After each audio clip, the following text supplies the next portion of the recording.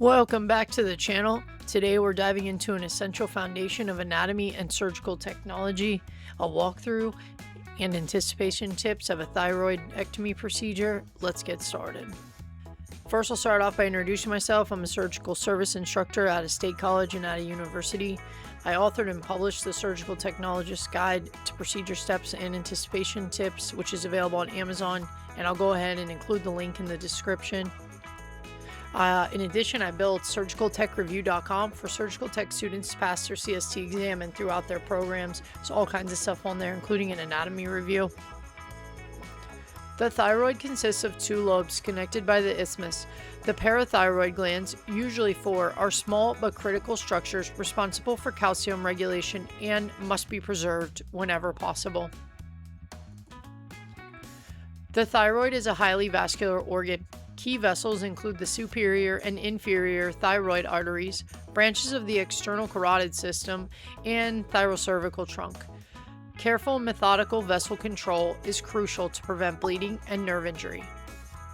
A thyroidectomy is a surgical removal of all or part of the thyroid gland. Indications include goiter, hyperthyroidism, suspicious nodules, thyroid cancer, or compressive symptoms affecting breathing or swallowing.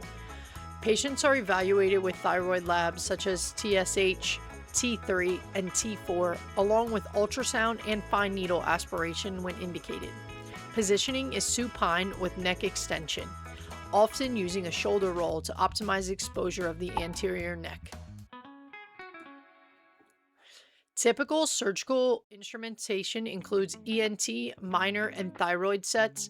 On the Mayo stand, expect fine dissection tools, atraumatic forceps, clamps, and bipolar cautery for precise hemostasis near nerves. For the surgical technologist, anticipation is key. This procedure requires constant awareness of bleeding, nerve location, and maintaining a clear field. Step 1. Transverse cervical incision and exposure. Incision is cosmetic and precise. Maintain meticulous hemostasis early to keep the field clear and avoid obscuring small vessels. Step 2. Elevate subplatysmal flaps. Preserve flap thickness to protect blood supply. Anticipate frequent cautery for small bleeding vessels. Step 3. Separate strap muscles. Gentle midline separation avoids muscle damage. Maintain exposure without excessive lateral traction. Step 4. Expose thyroid gland. Use atraumatic graspers on thyroid tissue. Anticipate need for steady, medial, and inferior retraction.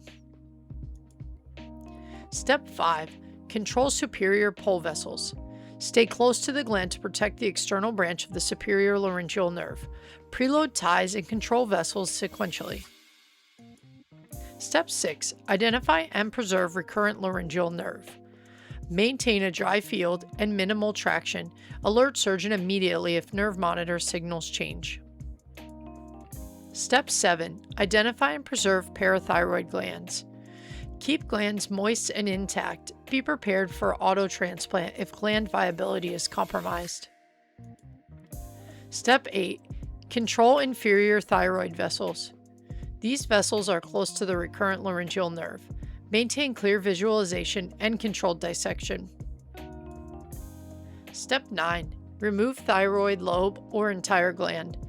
Handle specimen gently. Prepare basin early and confirm orientation requirements if malignancy is suspected. Step 10. Inspect field and achieve hemostasis. Even small bleeders can cause postoperative airway compromise. Inspect thoroughly before closure. Step 11. Place drain if indicated. Prime drain early. Confirm placement does not compress airway structures. Step 12. Close strap muscles, skin, and apply dressing. Ensure no bleeding before closure. Prepare pressure dressing if surgeon prefers. A successful thyroidectomy relies on strong anatomy knowledge, precise technique, and excellent anticipation. Thanks for watching, and for more surgical education, visit surgicaltechreview.com. I'll include all the links in the description of the video, and as always, like and subscribe.